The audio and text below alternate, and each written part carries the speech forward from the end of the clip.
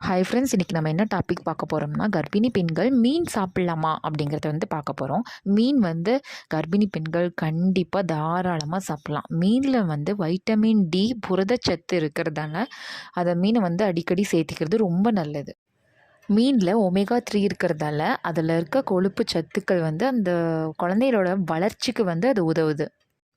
நம்ம மீன் அடிக்கடி எடுத்துக்கிறதால குழந்தையோட கண்ணுக்கு, முடிக்கு, தோலுக்கு, ஸ்கின்னுக்கெலாம் ரொம்ப நல்லது.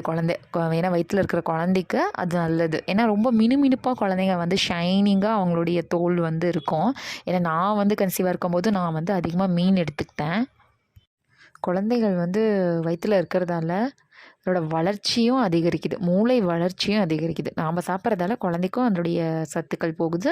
அது இல்லாமல் மூளை வளர்ச்சிக்கு உதவுது. அது ஸ்கின்னுக்கு எல்லாத்துக்கும் நல்லது, கண்ணுக்கு ரொம்ப நல்லது. மீன் கிடச்சிச்சின்னா கொஞ்சம் வாரத்தில் ஒரு முறையாவது எடுத்துக்கோங்க. மீன் நீங்கள் தொடர்ந்து சாப்பிட்டுட்டு வர்றதால எலும்பு இருக்குல்லையா, நம்மளுடைய எலும்புக்கள் நல்லா வலு கொடுக்குது. நல்லா எலும்புக்கள் பாதுகாப்புக்கு அது மீன் உதவுது. கர்ப்பிணி பெண்கள் பாருங்கள், கொஞ்சம் வெயிட் கம்மியாக தான் இருப்பாங்க. இந்த கர்ப்ப காலத்தில் மட்டும் வெயிட் கொஞ்சம் கூடுதலாக ஆகிடுவாங்க. ரொம்ப கூடுதலாக வெயிட் ஏறிட்டே போவாங்க. அவங்க மீன் எடுத்துக்கிட்டால் வெயிட் கரெக்டாக இருக்கும், அதிகமாக ஏறாது, கரெக்டான வெயிட்லேயே இருப்போம்.